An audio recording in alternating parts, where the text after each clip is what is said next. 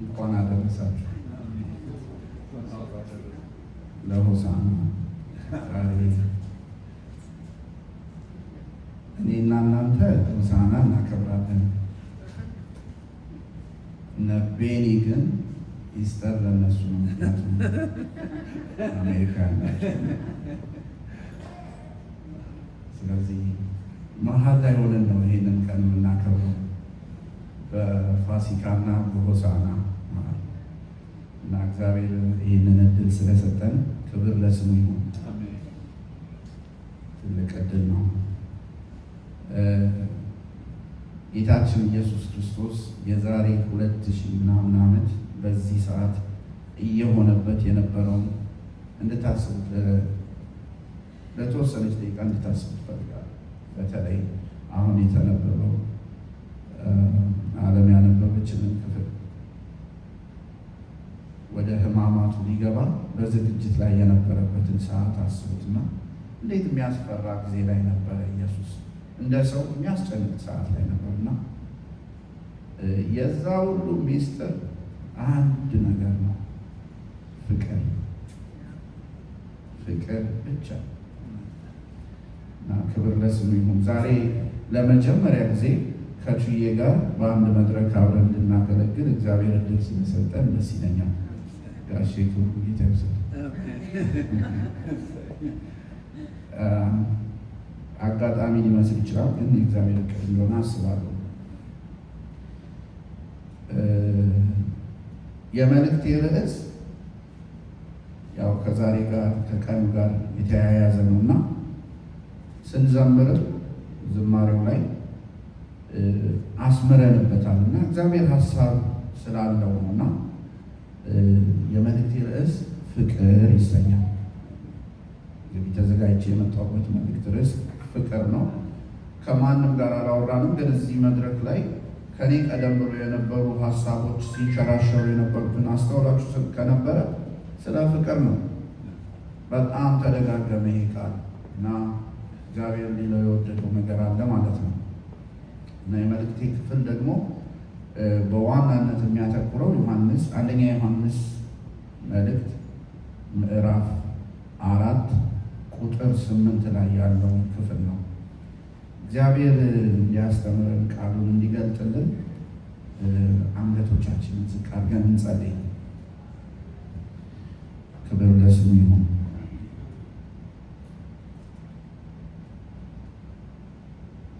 የኢየሱስን ፍቅር እንድንለማመደው አይሆንብን፣ እንዳይቀልብን፣ እንዳንለማመደው እንዳይሆንብን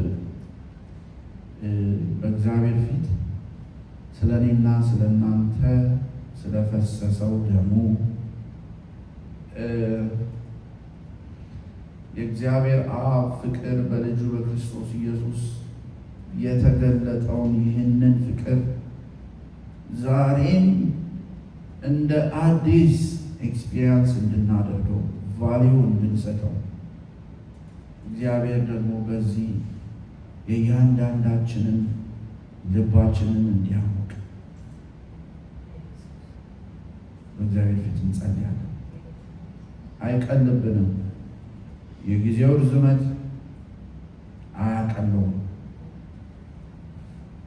ኢየሱስን ማወቃችን ከጌታ ጋር የነበረን ጊዜ ዕድሜያችን በፍጹም ይህንን ፍቅር አያቀልብንም።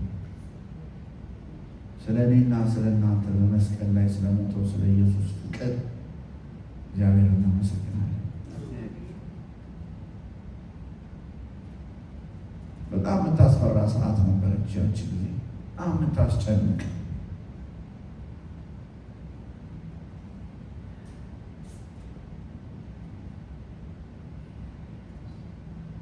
እግዚአብሔር አብ ልጁን ልኮ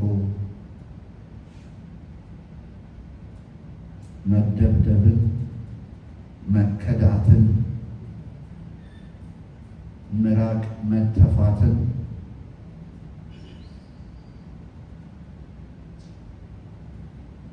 መናቅን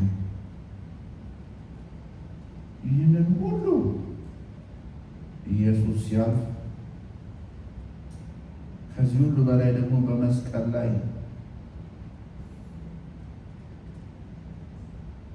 ያንን የመስቀል ሞት ሊሞት ወደዛ እየሄደ በዚህ ሁሉ እያለፈ ተጨነቀ፣ ፈራ እና ኢየሱስ እግዚአብሔር ወይ ፈቃድ ከሆነ ይህ ጽዋ ከኔ ይለፍ እስከሚል ድረስ የሚያስጨንቅ ፍቅር። እግዚአብሔር ግን ዝም አለ።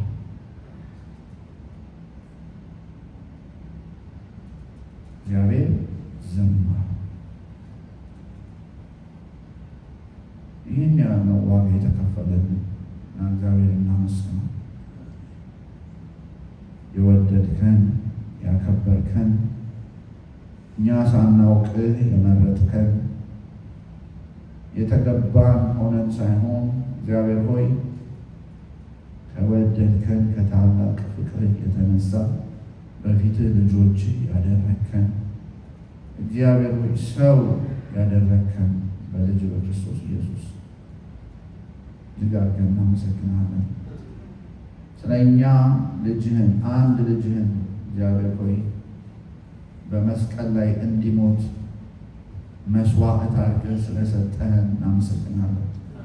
ፍቅርህን በዚህ ውስጥ ማየት እንድንችል እንድትረዳን ጌታ ሆይ እንዳንለማመድ እንዳይቀልብን ዕለት ዕለት እግዚአብሔር ሆይ የልጅህን ፍቅር ያንተን ፍቅር የመንፈስ ቅዱስን ፍቅር ዕለት ዕለት እንድናጣጥም ዋጋ እንድንሰጠው እንድናከብረው እንድትረዳን በኢየሱስ ስም እንጠይቃለን።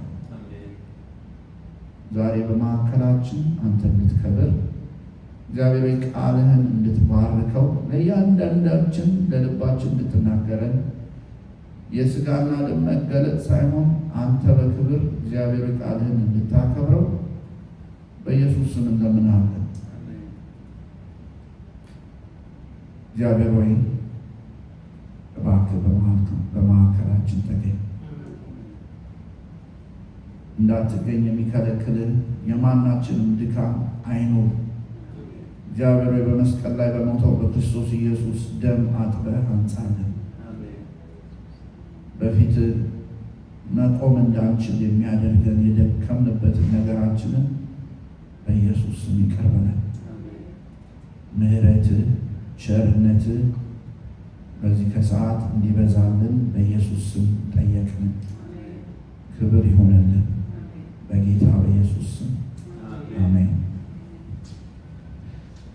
የእግዚአብሔርን ቃል አነባለሁ።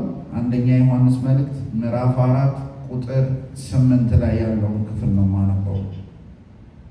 ከ7 ጀምሮ ላንብበው ሀሳቡ ስለሚያያዝ እንደዚህ ይላል። ወዳጆች ሆይ ፍቅር ከእግዚአብሔር ስለሆነ የሚወደው ሁሉ ከእግዚአብሔር ስለተወለደ እግዚአብሔርንም ስለሚያውቅ እርስ በርሳችን እንዋደድ።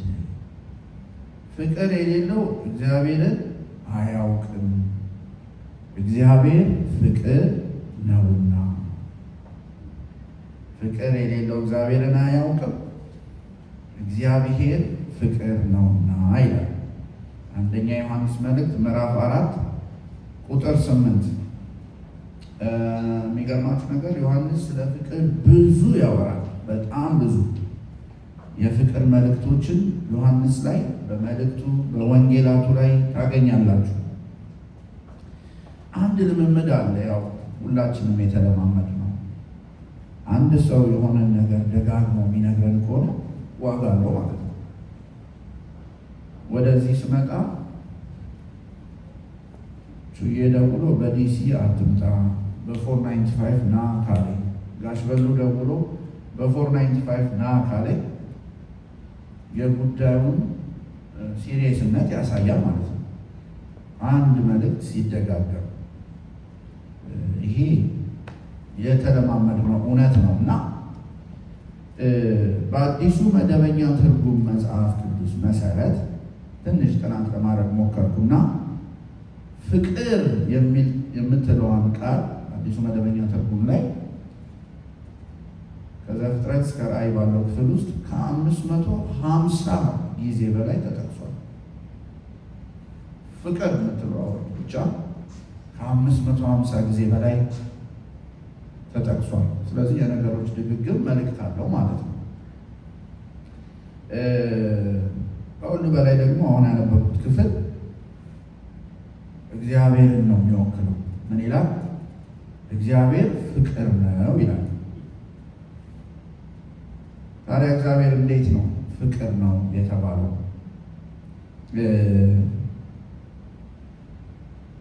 የተገለጠበት ብዙ መንገድ አለ። ይህ ፍቅር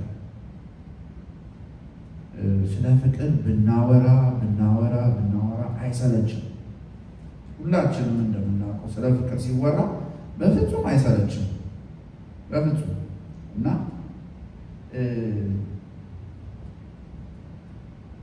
ይሄ አንደኛ ዮሐንስ ላይ የተጠቀሰው እግዚአብሔር ፍቅር ነውና የሚለው ሀሳብ እንዴት ነው የተገለጠው?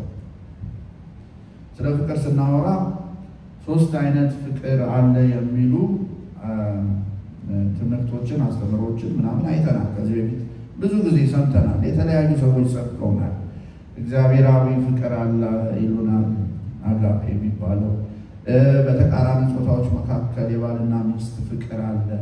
ሌላኛው ደግሞ ቤተሰባዊ ፍቅር፣ አንዳችን ለሌላችን የምንዋደድበት ፍቅር እና ስለ ፍቅር ሲነገር 3 አይነት ፍቅር እንዳለ ከዚህ በፊት ሰምተናል። ስንሰማ እስከ ዛሬ እነዚሁ ሀሳቦች ተደጋግመዋል እና ስለ ፍቅር ሲወራ ደስ ይላል፣ ያንጻል፣ ያነቃቃል። ግን ፍቅርን መኖር እጅግ በጣም ከባድ ነው። ፍቅርን መኖር ከባድ ነው። በጣም ከሚከብደው ነገር አንዱ ፍቅርን መኖር ነው።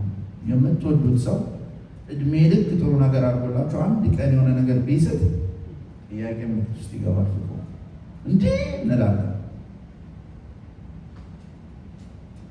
መጽሐፍ ቅዱስ ግን የሚያስተምረን የበደሉንን እንድንወድ ነው፣ እንደ እግዚአብሔር ቃል። ኤፌሶን 2 ላይ ሲናገር ነገር ግን ይላል እግዚአብሔር ከወደደን ከታላቅ ፍቅሩ የተነሳ በበደላችንና በኃጢአታችን ሙታን በነበርን ጊዜ ሕይወትን ሰጠን ነው። እግዚአብሔር ፍቅር ነው ስንል እንዴት ነው እግዚአብሔር ፍቅር የሆነው? ሕይወትን ሰጥቶን። መቼ?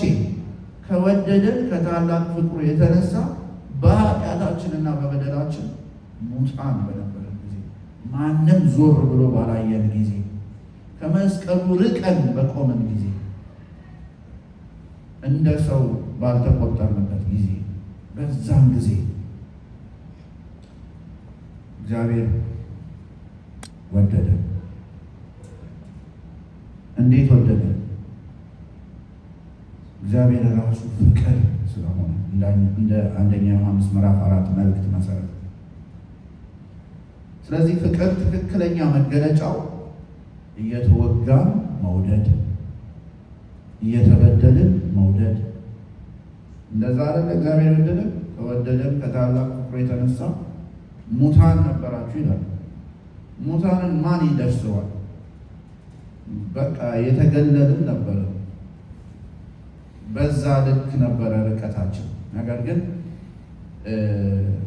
የፍቅር ትክክለኛ መገለጫው እየተበደልን መውደድ፣ እየተወጋን መውደድ፣ እየተተፋብን መውደድ፣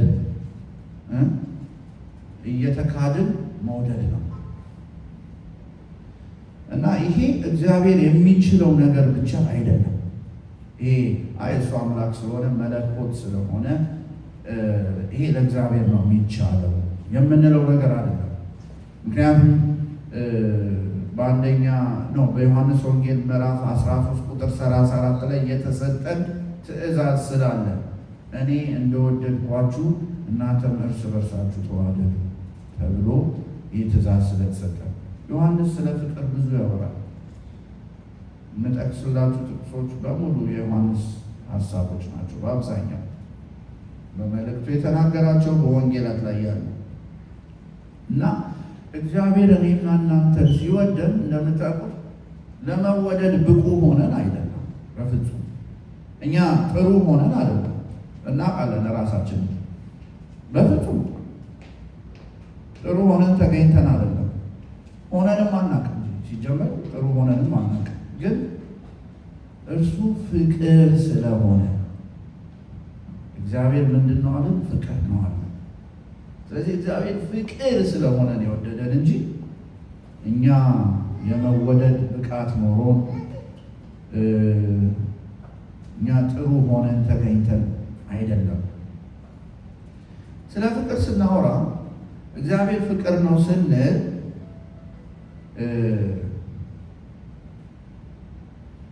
ስለ እግዚአብሔር ስራ አይደለም የምናወራው። ስለ ራሱ ስለ እግዚአብሔር ነው የምናወራው። ስለሚሰራው ፍቅሩን እንዲህ ነው የሚያደርገው ምናምን ሳይሆን ስለ ራሱ ስለ እግዚአብሔር ነው። ምክንያቱም እግዚአብሔር ፍቅር ነውና መጽሐፍ ቅዱስ የሚለን እግዚአብሔር ስለኛ ፍቅር አለው አይደለም፣ ግን እግዚአብሔር ራሱ ፍቅር ነው ነው የሚለን መጽሐፍ ቅዱስ አንደኛ ዮሐንስ መልእክት። ስለ እግዚአብሔር ፍቅር ስናወራ ፍቅር አንዱ የእግዚአብሔር ባህሪ መገለጫ ነው። አንዱ የእግዚአብሔር ባህሪ መገለጫ ነው እንጂ ብቻ አይደለም። ለምን? ፍቅር የእግዚአብሔር ኔቸር ስለሆነ ባህሪው ነው፣ ኔቸሩ ነው። ምንም ማድረግ አይቻልም። ጩዬ በቁመት ከኔ ይበልጣል፣ ኔቸሩ ነው። ላስተካክለው አልችልም። የእግዚአብሔር ፍቅር መሆን የእግዚአብሔር ኔቸር ነው።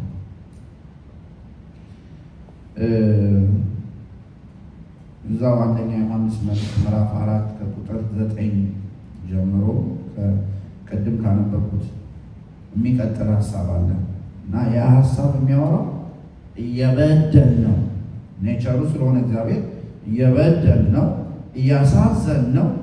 ግን አንድ ልጅ ቢኖረው እርሱን ስለኛ ስለ እኔና እናንተ በደል በመስቀል ላይ እንዲሞት ላከው። የመስቀል ሞት ከባድ ነው፣ እርግማን ነው፣ ብዙ የተባለለት አለና እንዲህ ምን አይነት ፍቅር ነው ይሄ? ምን አይነት ፍቅር ነው ይሄ? እግዚአብሔር ኔቸሩ የሆነው ይህ ፍቅር እንደዚህ ዋጋ የሚያስከፍል ፍቅር ነው እና ዛሬም እንዳይረክስብን ይህ ፍቅር አንደኛ ዮሐንስ መልእክት ምዕራፍ 4 ከቁጥር 9 እስከ 10 ያለውን አነባለሁ። እንደዚህ ይላል፣ በዚህ የእግዚአብሔር ፍቅር በእኛ ዘንድ ተገለጠ፣ በእርሱ በኩል በሕይወት እንኖር ዘንድ እግዚአብሔር አንድ ልጁን ወደ ዓለም ልኮታልና። ፍቅርም እንደዚህ ነው፣ እግዚአብሔር እሱ ራሱ እንደወደደን ስለ ኃጢአታችንም ማስተሰሪያ ይሆን ዘንድ ልጁን እንደላከ እንጂ እኛ እግዚአብሔርን እንደወደድነው አይደለም። በፍጹም አይገናኝም። እንውደድም እንኳን ብንል ካደረገልን ከሆነልን ጋራ ስናወዳድረው አይደርስም። ለምን? እግዚአብሔር ፍቅር ስለሆነ። እንዴት ወደደን? እንዲሁ ወደደን፣ ያለ ምክንያት፣ አንኮንዲሽናል፣ ያለ ምክንያት እንዲሁ ወደደን። አይገርምም እኮ አውቃለሁ የምትለው ነገር እውነት ነው፣ ኤክስፒሪየንስ ያደረኩት ነው ልትሉ ትችላላችሁ። ግድ የለም ላስታውሳችሁ፣ እግዚአብሔር እንዴት ወደደን? አንኮንዲሽናል፣ እንዲሁ። ምክንያትን አልፈለገም ለመውደድ። እንደ ሰው የምንደረድረው ምክንያት ይኖረናል ለመውደድ። ይሄን ነገሩ መወድለት አለው ምናምን ጥሩ፣ ግን የእግዚአብሔር ፍቅር በምክንያት አይደለም፣ ያለ ምክንያት እና ያንን ፍቅሩን ልጁን ኢየሱስ ክርስቶስን መስዋዕት በማድረግ በታላቅ ዋጋ በመክፈል ገለጠው። ምንም በቃ አንድ ልጅ ነው ያለው፣ እሱን በመስቀል ላይ ሰዋው። በቃ ያለው ይሄ ነው ፍቅሩን የገለጠበት እና ይህን ደግሞ ሲያደርግ ማንም ጎትጉቶት አይደለም። እግዚአብሔርም አንዳችንም ጎትጉተ ነው ምናምን አይደለም፣ በራሱ ተነሳሽነት ነው። እሱ ነው መጀመሪያ የወደደን፣ እኛ አይደለም የወደደን። እግዚአብሔር ራሱ ነው መጀመሪያ የወደደን። ስለዚህ የፍቅሩ የታሪኩ ባለቤት ራሱ እግዚአብሔር ነው። የዚህ ፍቅር የኑሯችን የመወደዳችን በእኔና በእግዚአብሔር መሃል በእናንተና በእግዚአብሔር መሃል ስላለው የፍቅር ታሪክ ባለቤቱ እግዚአብሔር ነው።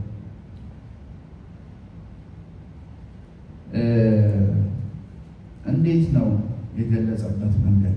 በብዙ መልኩ እንደገለጠው እናውቃለን። ግን በክርስቶስ ኢየሱስ የገለጠው ይህ ፍቅር ታላቅ ነው። ሮሜ መጽሐፍ ላይ ሐዋርያ ጳውሎስ ምዕራፍ 5 ቁጥር 8 ላይ የሚገባን ሆነን ሳለ ሳይሆን ይለናል ሐዋርያ ጳውሎስ። ጻድቅ ሆነን ሳለን ሳይሆን፣ ነገር ግን ኃጢአተኞች ሆነን ሳለን ለመወደድ የሚያበቃ ማንነት ሳይኖረን፣ ጻድቅ ሆነን ሳይሆን፣ የሚገባን ዲዘርቭ የምናደርግ ሆነን ሳይሆን፣ ነገር ግን በፍጹም በቃ ምክንያት ላለመሆን የሚያስችል ምንም በሌለን ጭራሽ ኃጢአተኞች የማይገባን ሆነን ሳለ እግዚአብሔር ግን ወደደን። የማይገባን ሆነን ሳለ፣ ኃጢአተኞች ሆነን ሳለ እግዚአብሔር ወደደን። እንዴት ወደደን? ለምን ወደደን? ቅድም እንዳወራነው ፍቅር ስለሆነ፣ እግዚአብሔር ፍቅር ኔቸሩ ስለሆነ እና እንዴት ነው የወደደን? እንግዲህ ዝም ብሎ እግዚአብሔር ወዳችኋለሁ አላለም። ኦፍኮርስ እኔና እናንተ መውደዳችንን በዚህ ቃል ልንገልጽ እንችላለን ለምንወደው ሰው። ግን እግዚአብሔር ፍቅሩን እንዴት ነው የገለጠልን? ወዳችኋለሁ አላለንም። በልጁ በክርስቶስ ኢየሱስ ገብቶ አሳየን። መውደዱን በኢየሱስ ገብቶ አሳየን። የሚታይ ነው፣ የሚኖር ነው ፍቅር ማለት ነው። ያንን ነው የዛሬ 2000 ዓመት በፊት በመስቀል ላይ ሞተው ኢየሱስ የፍቅር ዋጋ። ኢየሱስም ታዘዘ፣ እግዚአብሔርም ኢየሱስን ላከው ስለ ፍቅር። ይህ የሚገለጥ ፍቅር ዋጋ የሚያስከፍል ነው። ስሜቱ ደስ ይላል፣ ግን ዋጋ ያስከፍላል። ከወደደን ከታላቅ ፍቅሩ የተነሳ ኤፌሶን ምዕራፍ 2 ቁጥር 4 ሙታን የማንረባ ከመስቀሉ ማዶ የቆምን ዋጋ የሌለን ነበረ። በጣም ነው የሚገርመው። እዛ ጋር እንደዛ ነው እኔ ያሳዋለ ኤፌሶን 2 ላይ ሙታን የማንረባ ከመስቀሉ ማዶ የቆምን ዋጋ የሌለው የነበርነው ነው ከወደደን ከታላቅ ፍቅሩ የተነሳ የቀየረን። በጣም ከባድ ነው ፕሮሰሱ። ይህ ኦቨርናይት የሆነም ነገር አይደለም፣ ፕሮሰስ ነው እና እያንዳንዱ ፕሮሰስ እንዴት ከባድና እንዴት እንደሚያም እንድታስቡ ትፈልጋለሁ። እና ይህ ፍቅር እኛን አገኘን። ይሄ ፍቅር ነው እኛን ያገኘን። ከዛ ይህ ፍቅር ይቅር አለን። ኃጢአታችንን በደላችንን ይቅር አለን። ህይወታችንን ለወጠው። እንዴት ህይወታችሁ እንደተለወጠ እያንዳንዳችሁ ታውቃላችሁ። እና ይህንን ህይወታችሁን የለወጠው ፍቅር ነው። ምናልባት ትንሽ የፍቅር መግለጫ በህይወታችሁ አፕን አድርጎ ከሆነ የሆነ አካል አሳዝኗችሁ፣ ግን በቃ በፍቅር ታግዛችሁት ከሆነ ያቺ ትንሽ ሽታ ያቺ ትንሽ ነገር ከየትም አልመጣም፣ የወረሳችሁት ነው ከአባታችሁ። እንደዛ ነው እንድንኖር የሚፈልገው እግዚአብሔር። ሙታን የማንረባ ከመስቀሉ ማዶ የቆምን ዋጋ የሌለን ነበርን፣ ግን ይቅር አለን። ህይወታችንን ለወጠው፣ ወደ እርሱም አስጠጋን። አሁን እግዚአብሔርን እናውቃለን። በዚህ ፍቅሩ የተነሳ ወደ ራሱ ስላስጠጋን ስላከበረን እግዚአብሔርን እናውቃለን። ጠረናችንን ለወጠው። ማን ነው ጠረኑ ከተበላሸ ሰው ጋር መቆየት የሚፈልግ? የመጨረሻ የዴታ ይዟችሁ እንኳን ከሆነ ሳያስላችሁ እየሳላችሁ ትሸፍናላችሁ። ማንም ጠረኑ ከተቀየረ አካል ጋር አንድ ደቂቃ ማሳለፍ አይፈልግም። ኢየሱስ ግን ስለወደደን፣ እግዚአብሔር ግን ስለወደደን ጠረናችንን ቀየረ። የኔና የእናንተ ጠረን የተቀየረው በማን ነው? እግዚአብሔር። ይሄ ፍቅር የሆነው እግዚአብሔር ማንነታችንን ቀየረው፣ ጠረናችንን ቀየረው። ሙት እንሸት የነበርነውን ሰዎች ሕይወትን ዘራብን፣ ሕይወታችንን ለወጠው። ከዛ ሁሉ በላይ ደግሞ ወደ ራሱ አስጠጋን ይላል። ማን ነው የሚሸት ሰውን ወደ ራሱ የሚያስጠጋ? ጠረናችንን ለውጦ ወደ ራሱ አስጠጋን። ይሄ ፍቅር የሆነ እግዚአብሔር። ከዛ እዚህ ጋር አልቆመም። ይሄ እንግዲህ ኢንካውንተሩ ከእግዚአብሔር ጋር የነበረ ኢንካውንተር። ይህንን ሁሉ ዋጋ በኢንቨስት አደረገኛ ላይ ከፈለ። ይህንን ሁሉ ዋጋ ከዛ ካዳነን፣ ወደ ራሱ ካቀረበን፣ ይቅር ካለን በኋላ ትእዛዝን ሰጠን። እንግዲህ እያንዳንዳችን ያንን ኤክስፒሪየንስ እንድናደርግ በእኛ ሕይወት ላይ ኢንቨስት ካደረገ በኋላ እግዚአብሔር ትእዛዝን ሰጠን። አሁንም በዮሐንስ ወንጌል ምዕራፍ 13 ቁጥር 14 ላይ እንደዚህ የሚል ትእዛዝን ሰጠን። ለዚህ ይላል እርስ በርሳችሁ ተዋደዱ። በጣም ከባድ የቤት ስራ መዋደድ። እንትኑ ደስ ይላል። ሞቲቭ ምናምን ከላይ የመጣው የእግዚአብሔርን ፍቅር ማየት ምናምን ኤክስፒሪያንስ ማድረጉ ደስ ይላል። እርስ በርስ መዋደድ እስካሁን እንዳየነው እግዚአብሔር እኛን እንደወደደን ቀላል አይደለም፣ ግን ትእዛዝ ናት። ወደድንም ጠላንም እርስ በርሳችን እንድንዋደድ እግዚአብሔር ትእዛዝን ሰጥቶናል። ለምን? ከጌታ የወረስነው የቀመስነው ይሄ ፍቅር እግዚአብሔር እኛ ጋር ብቻ እንዲቀር አይፈልግም።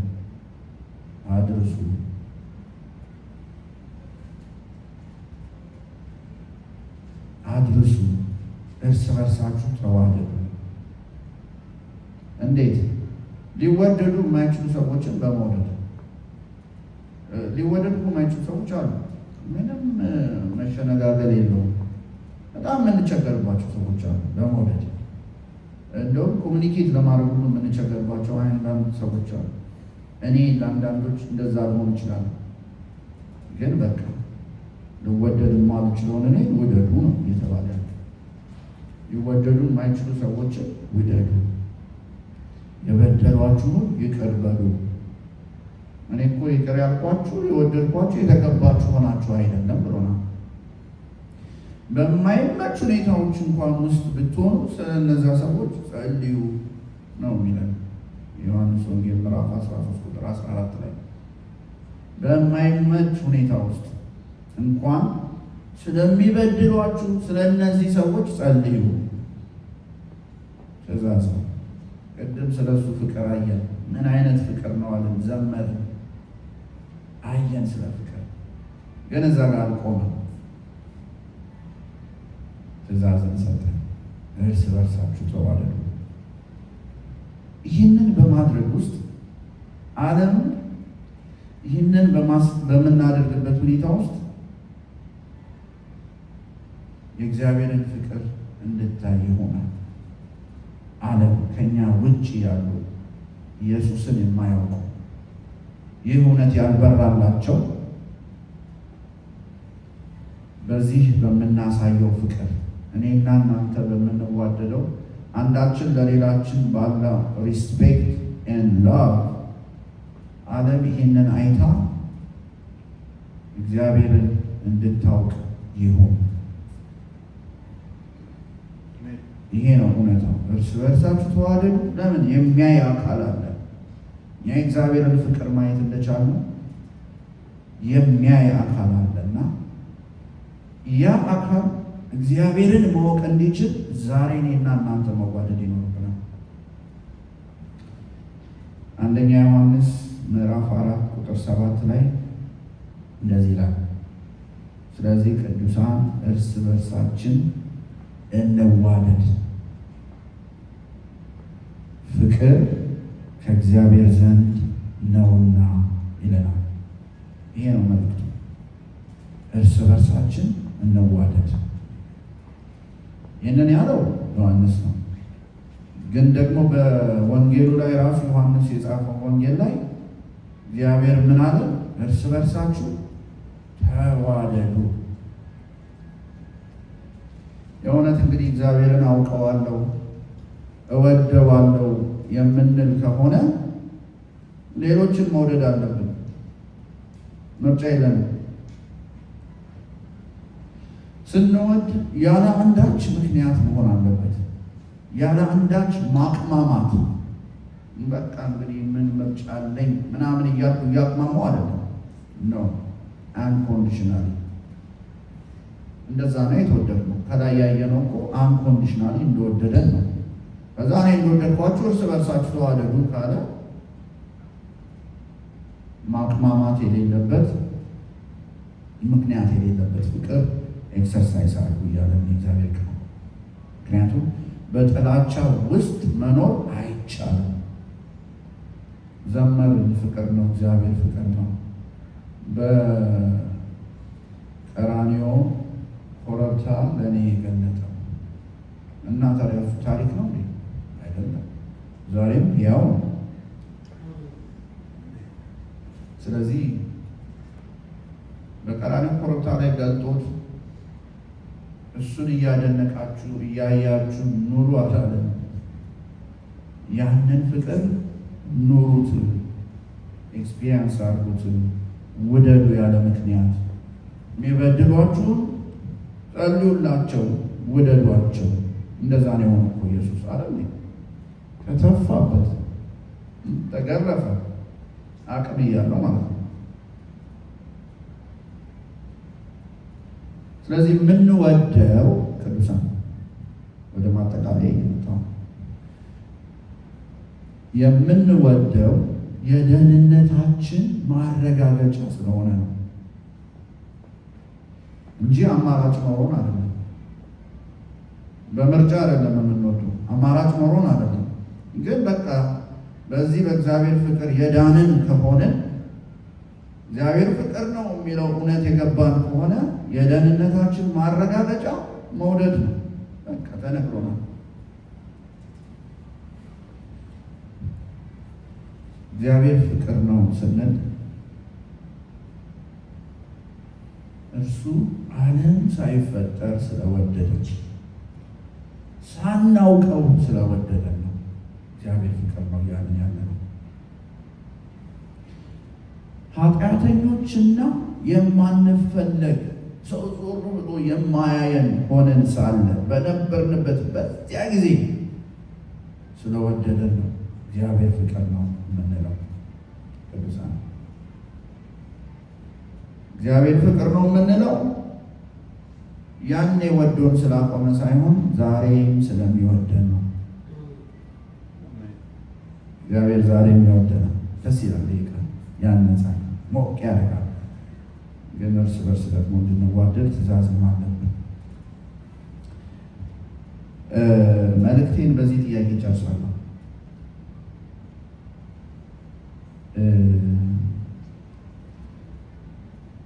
እግዚአብሔር ይወዳችኋል ወይ? አይደለም ጥያቄ የእግዚአብሔርን ፍቅር ተቀብላችኋል ወይ?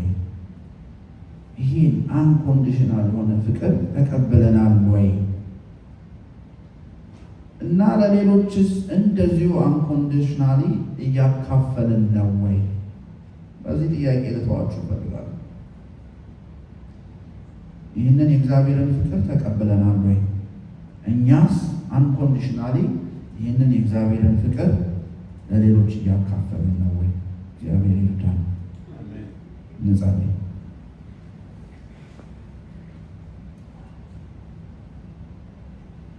እግዚአብሔር እናመሰግናለን። ፍቅርህን አይተናል። ከ2000 ዓመት በፊት በልጅ በክርስቶስ ኢየሱስ የገለጥከውን ይህንን ፍቅር አይናችን አይቷል። እግዚአብሔር ታሪክ አይደለም፣ ስቶሪ አይደለም፣ ሕይወት የሆነውን ይህንን እውነት አይተናል። ዛሬ እኔና ቅዱሳን ወንድሞቼ፣ እህቶቼ፣ አባቶቼ፣ እናቶቼ እዚህ ጉባኤ ያለን ምስክሮች ነን። እኛ ጋር ደርሷል ይህ እውነት። ስለዚህ እውነት እጅግ አድርገን በክርስቶስ ኢየሱስ ስም እናመሰግናለን። ክብር ይሁንልህ። የሰማይ አምላክ እግዚአብሔር ሆይ በማይለወጠው ፍቅር ስለወደድከን እናመሰግናለን። እባክህን ዕለት ዕለት እንድንረዳው እንድንቀበለውና እንድንኖረው እርዳን። አንተ እንደወደድከን እንዲሁ ሌሎችን እንድንወድ እርዳን። ሕይወታችንን አንተንና የአንተን ልብ ይግለጠው። እግዚአብሔር ሆይ በኢየሱስ ስም እንለምንሃለን። ሕይወታችን አንተንና የአንተን ልብ እንዲገልጠው በክርስቶስ ኢየሱስ ስም አብዝተን እንጠይቃለን። ተወለደ፣ አደገ፣ ሞተ እንዳይሆን ሕይወታችን በሰጠህን ዕድሜ እግዚአብሔር ሆይ ልጅህን ኢየሱስን ከቅዱሳን ጋር በመዋደድ በፍቅር መግለጥ እንድንችል፣ ስለዚህ ዓለም ይህንን አይታ እግዚአብሔርን እንድታከብር በዚህ እግዚአብሔር ሆይ እንድትረዳን በኢየሱስ ስም እንለምናለን። ክብር ይሁንልን፣ ምስጋና ለስም ይሁን። እግዚአብሔር ሆይ ስለፈሰሰው ስለ ልጅ ስለ ክርስቶስ ኢየሱስ ደም እናመሰግናለን። እንወድሃለን።